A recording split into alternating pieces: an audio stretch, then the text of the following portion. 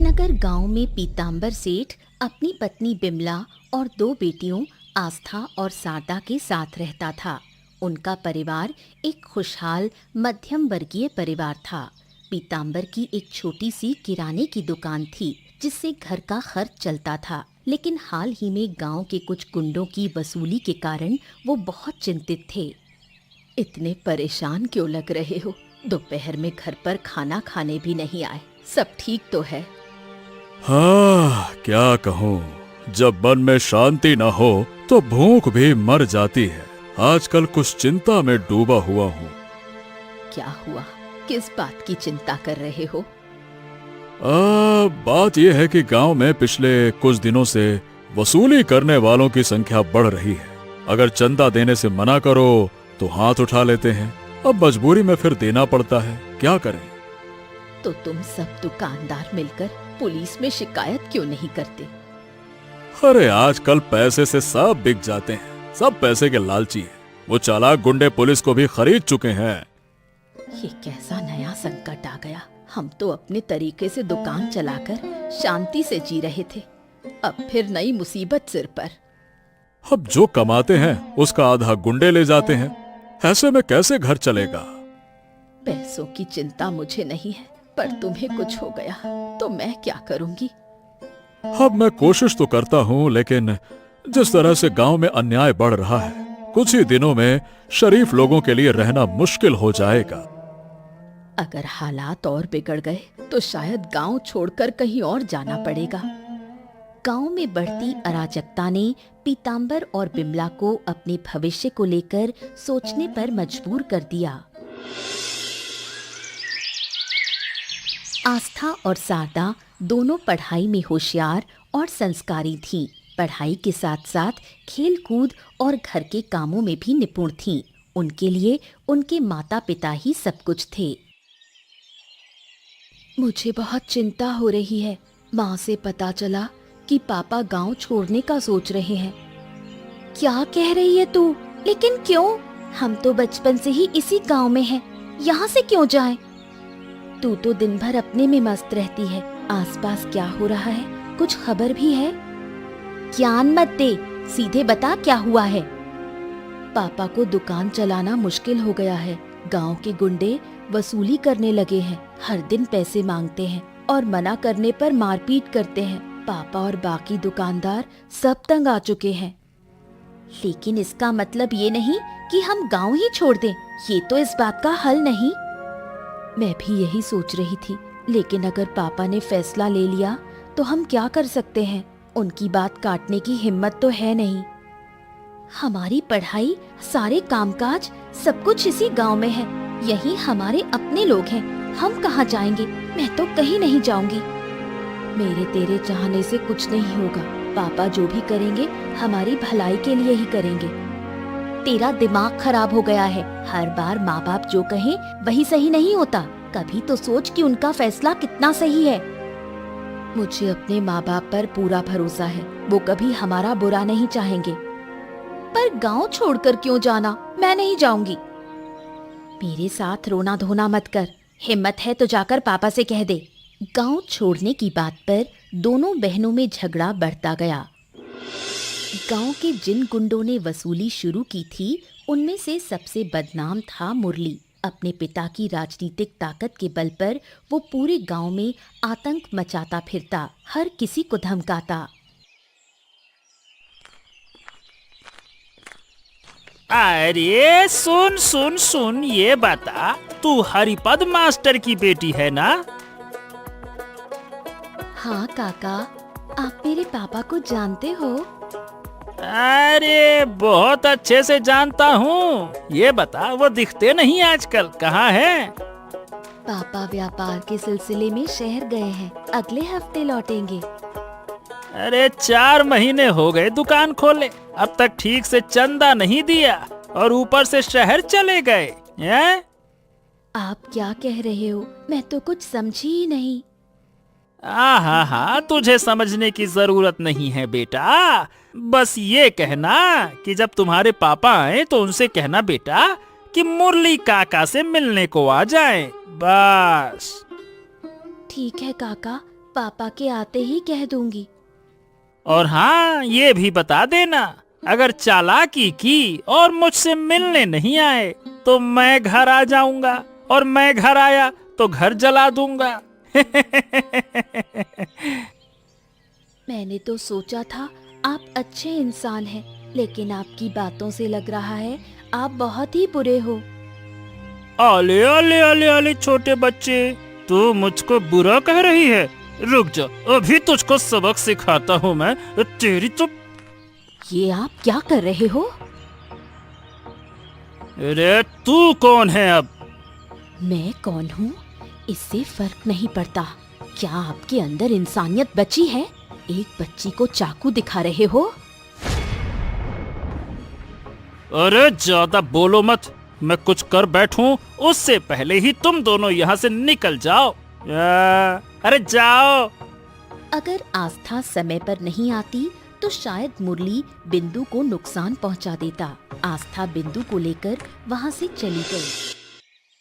उसी शाम आस्था और शारदा अपने कुछ दोस्तों से मिलने बाहर जाती हैं, जबकि पीतांबर और बिमला घर के सामान समेट रहे थे। तभी मुरली और पराश वहां आ धमकते हैं। अरे अरे अरे अरे अरे तुम लोग, अरे तुम मेरे घर में कैसे घुस आए? रुको रुको, अरे अरे रुक जाओ। देख रहा हूँ चुपचाप भागने की तैयारी चल रही है। ये गांव छोड़कर कहाँ जाने की सोच रहा है रे बुड्ढे? है? अरे तमीज से बात करो। मैं कहीं भी जाऊं वो मेरा फैसला है। तुम बीच में क्यों टांग अड़ा रहे हो? मैं टांग अड़ाऊंगा नहीं, मैं टांग तेरी छाती पर रखूंगा साले। वैसे मुझे कोई आपत्ति नहीं है अगर आप जाना चाहते हैं, लेकिन बकाया का चंदा दीजिए। बिना चंदा दिए भागने की कोशिश कर रहे हैं आप, ये बात तो बिल्कुल पसंद ना आई मुझको। और मुरारी भाई का पैसा हड़प कर भागना चाहते हो? सोच लिया था कि हमें भनक भी नहीं लगेगी। ज्यादा बातें मत बनाओ, अगर जाना है तो पैसे देकर जाओ, वरना अच्छा नहीं होगा। अरे देखो, मैं गरीब आदमी हूँ, मेरे पास पैसे नहीं है, इसीलिए जान बचाने के लिए गांव छोड़ना चाहता हूँ। दया करो मुझ पर, दया करो। ये गरीबी की कहानी ना तू किसी और को सुना बुड्ढे। ठीक ठाक कमाता है, व्यापार अच्छा चल रहा है, तो पैसे देने में क्यों तेरी जान जा रही है? चल निकाल। तुम्हारे माँ बाप ने तुम्हें कुछ नहीं सिखाया। हम बड़ों के जैसे विनती कर रहे हैं और तुम बेशर्मी से पैसे मांग रहे हो। मुरली का गुस्सा चरम पर पहुंच जाता है। क्रोध में आकर वो चाकू निकालता है और बिमला और पीतांबर दोनों की हत्या कर देता है। फिर लाशों को वहीं छोड़कर भाग जाता है।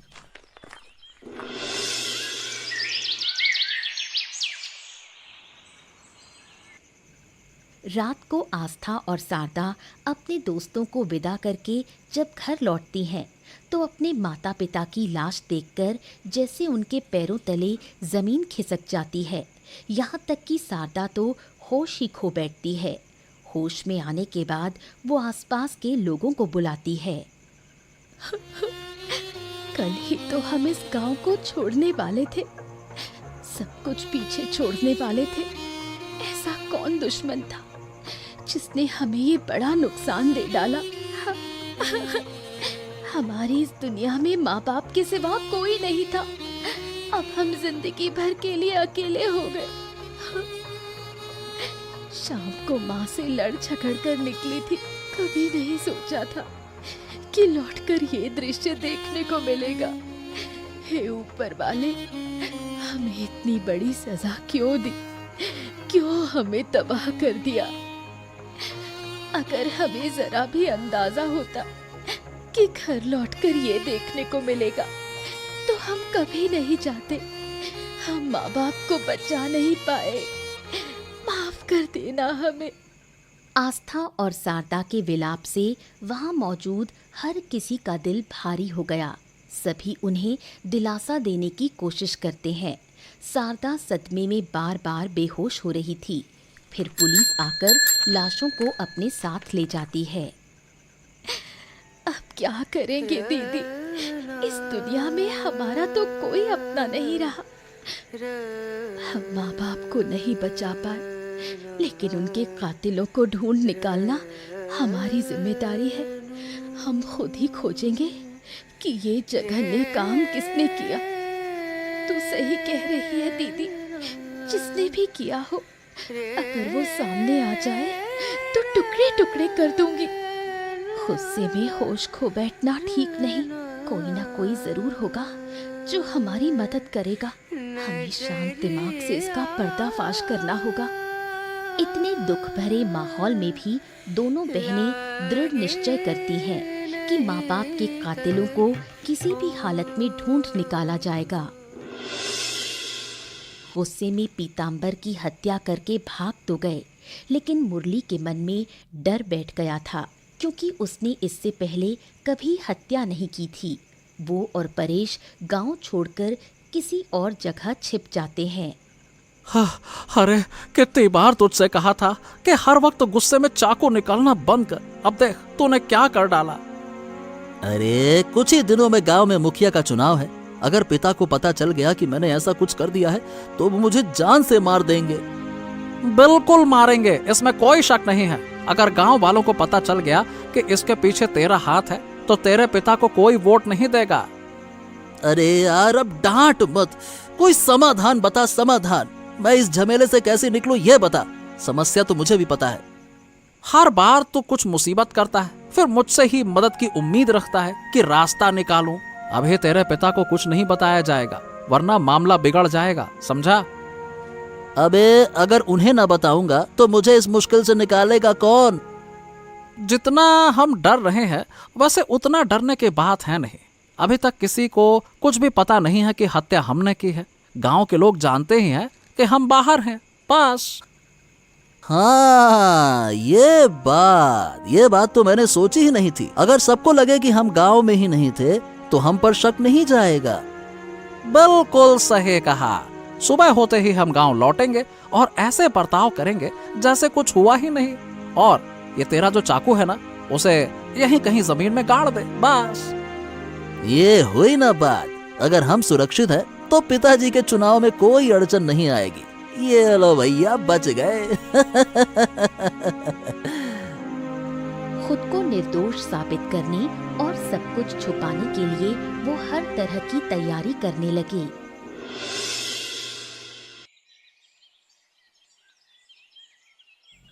आस्था और शारदा ने पूरे गांव के लोगों से पूछताछ की, लेकिन कोई खास जानकारी नहीं मिली। लेकिन कुछ दिन बाद भानु नाम का एक लड़का दावा करता है कि वो उनकी मदद कर सकता है।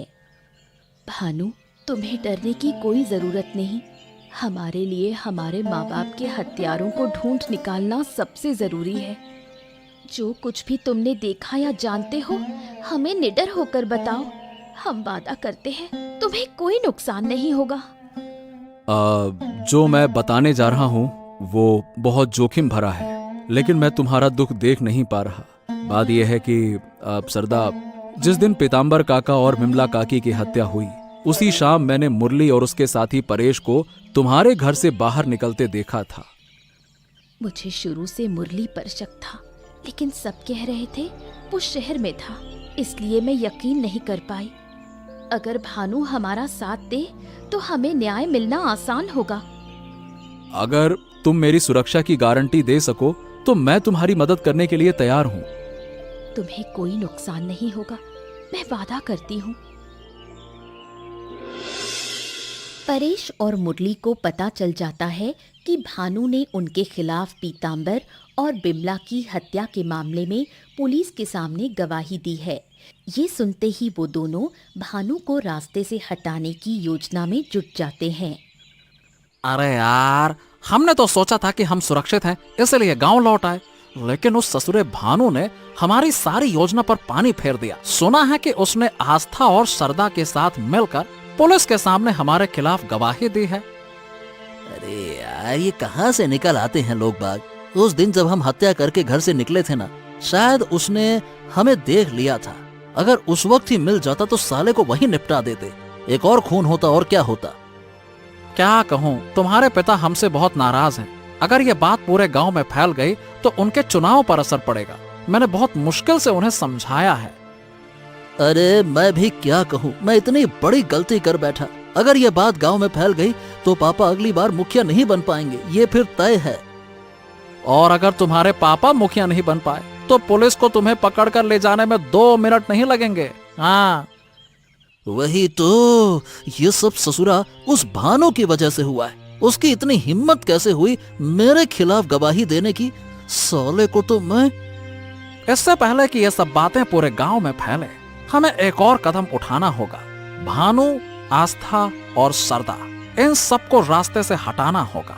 क्या कहता है? अरे पहले 2 हत्याएं करके हम मुश्किल में हैं, और अब तू कह रहा है कि 2 हत्याओं से बचने के लिए 3 हत्या और करे। कहाँ से सीखता है रे ये तू सब उपाय हैं? अरे अगर हमने उन्हें नहीं हटाया तो पूरी सच्चाई गांव में फैल जाएगी और फिर तुम्हारे पापा का चुनाव तो गया। हाँ, नहीं नहीं नहीं नहीं नहीं, मैं नहीं चाहता कि मेरी वजह से पापा को कोई नुकसान हो। हाँ तो बस हमारे पास अब एक ही रास्ता बचा है और वो मैंने तुझे बता दिया है। अब तू बता क्या करना है।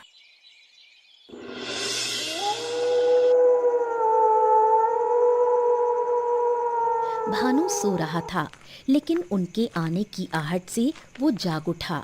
सामने उन्हें देखकर उनके पैरों तले जमीन खिसक गई। हाँ, अरे तुम लोग इस वक्त यहाँ? दरवाजा तो बंद था, अंदर कैसे आए?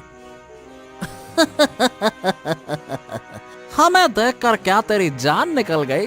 देखो तो सही, पैंट गीली हो गई क्या? मुरली को अंदर आने के लिए दरवाजे की जरूरत नहीं होती। एक रास्ता बंद हो तो वो 100 रास्ते बना लेता है। सुना है तो पुलिस के सामने हमारे खिलाफ गवाही दे रहा है। आस्था और सरदा का गवाह बनकर हमें फंसाने की कोशिश कर रहा है। क्यों रे? इतने साल हमसे फायदा उठाकर अब हमारे खिलाफ बोल रहा है। मुझे माफ कर दो मुरली दादा, मुझसे गलती हो गई। मैं कसम खाता हूँ अब आस्था और सरदा का साथ नहीं दूंगा। कसम से बोल रहा हूँ, मैं पुलिस से जाकर कह दूंगा मैंने जो बोला वो सब झूठ था। मैंने आस्था और सरदा के बहकावे में बोला। सही में मुझे माफ कर दो, माफ कर दो। सिट्टे पट्टे टाइट हो गए ना तेरे। अब इन बातों का कोई फायदा नहीं, जो होना था हो चुका। अब तुझे अपने कर्मों का फल भोगने का समय आ गया है। मरने से पहले कोई आखिरी इच्छा हो तो बता दे। मैं वादा करता हूँ मैं गांव छोड़ दूंगा, कभी वापस नहीं लौटूंगा। प्लीज मुझे छोड़ दो, मुझे छोड़ दो। बहुत हो गया, परेश पकड़ इसको। पुलिस के कुछ सिपाही समय पर वहां पहुंच जाते हैं और मुरली और परेश को रंगे हाथों पकड़ लेते हैं। आस्था और शारदा को न्याय मिला। वो अपने भविष्य को लेकर चिंतित थीं। तभी आस्था का मौसेरा भाई प्रणव उनसे मिलने आता है। प्रणव दादा, तुम आज अचानक? मम्मी पापा के अंतिम संस्कार के बाद तो कभी आए ही नहीं। हाँ, जब भी इस घर में आता हूँ पीताम्बर मामा और विमला मामी की यादें सामने आ जाती हैं। बहुत दर्द होता है, इसीलिए कभी आ नहीं पाया। हमें न्याय मिल गया दादा। नए दरोगा बाबू और हमारी मेहनत से हम माँ बाप के हत्यारों को सजा दिला पाए। मैं ना आ सका, लेकिन सब जानता जरूर था तुम्हारे माता पिता धन्य है जो तुम्हारे जैसी बेटियां उन्हें मिली। पूरे गांव में तुम्हारी बहादुरी की मिसाल दी जा रही है। माँ बाप ने हमेशा सच का साथ दिया, कभी किसी का बुरा नहीं किया। उनके हत्यारों को सजा दिलाना हमारा फर्ज था। तुम्हारी वजह से गांव मुरली और उसके बाप के आतंक से आजाद हुआ है। लेकिन अब आगे क्या होगा? हम अपना भविष्य कैसे संवारें, यही समझ नहीं आ रहा। हाँ, इसी का हल देने आया हूँ। ये जमीन के कागज हैं जो पीताम्बर मामा ने खरीदे थे। साथ में 10 लाख की बीमा राशि भी छोड़ी थी। उन्होंने कहा था कि अगर उन्हें कुछ हो जाए तो ये सब तुम्हें दे दूं। ये सब जानकर आस्था भावुक हो जाती है। 1 साल बीत जाता है। पीताम्बर द्वारा खरीदी गई जमीन पर छोड़े गए 10 लाख रुपए से आस्था और शारदा एक बड़ा रेस्टोरेंट खोलती हैं। देख शारदा, किस्मत कैसे बदल गई। आज हमारे पास सब कुछ है, लेकिन जिनके होने से ये सफलता और भी खास हो जाती। वही हमारे साथ नहीं है। बिल्कुल दीदी, पिछले 1 साल की मेहनत और लगन का ही नतीजा है ये हमारा रेस्टोरेंट। अगर माँ और पापा आज जिंदा होते तो हमारी ये सफलता देखकर उन्हें कितना गर्व होता। जब तक माँ पापा थे हमारे हिस्से में सिर्फ तंगी और तकलीफ ही थी। आज जब हम बेहतर जिंदगी जीने लायक हो गए हैं तब वो हमारे बीच नहीं है। एक अफसोस हमेशा रहेगा कि माँ पापा हमारे ये अच्छे दिन नहीं देख पाए।